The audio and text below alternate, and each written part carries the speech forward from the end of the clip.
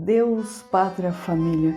Esse lema nos últimos anos tem se tornado muito comum aos brasileiros e vem sendo muito repetido em discursos políticos, por militantes, em propagandas partidárias. Aliás, é um lema também muito comum no discurso daquele seu tio estranho. Sabe aquele seu tio que defende tanto a família brasileira, que até tem duas? Uma com a esposa oficial e a outra com a amante, que todos fingem não saber para manter as aparências? Pois é, o que poucos sabem é que Deus, Pátria e Família era o lema de um dos maiores movimentos políticos de nossa história, que chegou a ter em seus quadros em torno de 200 mil militantes, divididos entre intelectuais e milicianos. E não, você não me ouviu mal, eu disse milicianos.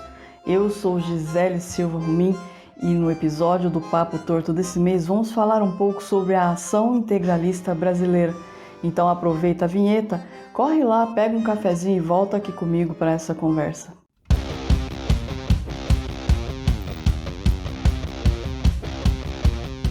Mas o que diabos é o integralismo? Bem, o integralismo é um dos maiores movimentos fascistas da América Latina e é totalmente made in Brasil. Fundado na década de 30 do século passado, ele nasce em um contexto histórico de muitas mudanças políticas, sociais e econômicas no Brasil e no mundo. A Primeira Guerra Mundial havia acabado anos antes, portanto haviam muitos locais na Europa que estavam destruídos. E em 1929 houve a queda da Bolsa de Nova York, espalhando crises econômicas por toda a parte. Por outro lado, foi um período de muita expansão na questão da Revolução Industrial e também iniciava-se a era dos regimes autoritários, com o comunismo na União Soviética, o nazismo na Alemanha e o fascismo na Itália. No Brasil, a situação não estava muito diferente do resto do mundo. Nós passávamos por muitas mudanças políticas, sociais e econômicas, e tais mudanças culminaram com a Revolução de 1930, encabeçada por Getúlio Vargas e apoiada pelo movimento tenentista. Tal revolução pôs fim a um período histórico que chamamos de República Velha. É em meio a tantas mudanças que o jornalista e escritor Plínio Salgado funda a versão brasileira do fascismo, batizando o movimento de Ação Integralista Brasileira. A fundação oficial aconteceu em outubro de 1932 e a inspiração foi justamente o regime fascista de Benito Mussolini, que Plínio conheceu de perto em uma de suas viagens à Itália. Mas o que de fato buscavam os integralistas? Olha, em um primeiro e fundamental ponto, os integralistas buscavam um Estado unitário e integral que fosse de partido único, autoritário e antiliberal. Para a garantia desse Estado forte era preciso um chefe, um grande líder que enfeixaria em suas mãos poderes absolutos e que não poderia ser contestado. E como a religião era muito importante para o movimento, esse líder também seria um líder religioso. Como vocês puderam ver, os integralistas eles eram nacionalistas extremados e no cotidiano do movimento adotavam muitos símbolos e rituais. Por exemplo, tinham um modelo padronizado de conduta para todos obedecerem, usavam um uniforme que era composto por camisas verdes e por isso entraram para a história conhecidos como os Camisa Verdes. Adotavam a letra grega sigma como símbolo, que significava para eles o Estado unitário que eles tanto defendiam. Outro ponto interessante era a forma de cumprimento que existia entre os membros.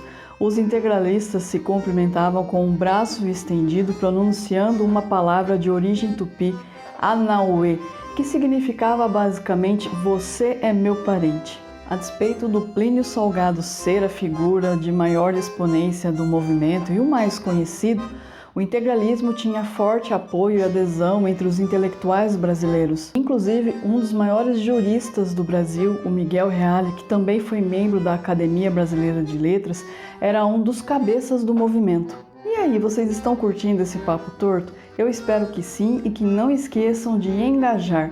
Se estiver nos escutando por podcast, Compartilhe nas redes sociais e indique a seus amigos. Se estiver nos assistindo pelo YouTube, inscreva-se no canal, deixe uma curtida, um comentário.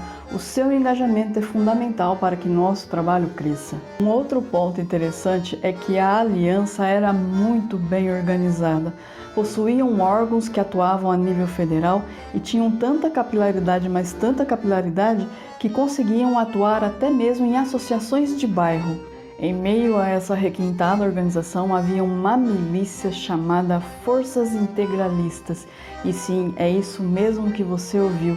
Tratava-se de uma organização paramilitar que recebia treinamento de combate e era liderada diretamente por Plínio Salgado. Eu acredito que vocês já perceberam que essa tendência autoritária dos integralistas os aproximavam em muito dos ideais de Getúlio Vargas, que em 1937 deu um golpe de Estado, implementando o período histórico que nós conhecemos como Estado Novo.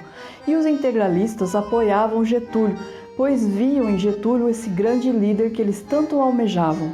O problema é que nós estamos falando de Getúlio Vargas, e se tem algo que Getúlio fazia com maestria era cuspir no prato que comeu, ou seja, Vargas era mestre em trair seus apoiadores políticos. E foi exatamente isso que aconteceu com os integralistas. Assim que implementado o Estado Novo, todos os partidos políticos foram colocados na ilegalidade, incluindo a Aliança Brasileira Integralista. É então que acontece um dos eventos mais doidos de nossa história. Em 1938, os integralistas tentam tomar o Palácio da Guanabara no Rio de Janeiro, que na época era sede do governo federal. O objetivo era dar um golpe de Estado e assassinar Getúlio Vargas. Porém, esse ataque, que ficou conhecido como Intentona Integralista, foi duramente repelido.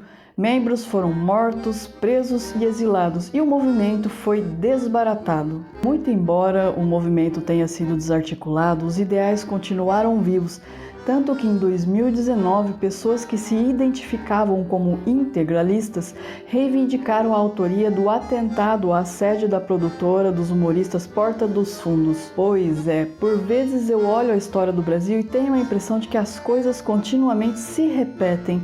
Seria doideira? Não sei. Me diz aí o que vocês acham nos comentários. Então é isso, pessoal. Eu agradeço muito a todos que chegaram até aqui comigo nesse episódio. Um super beijo e até a próxima.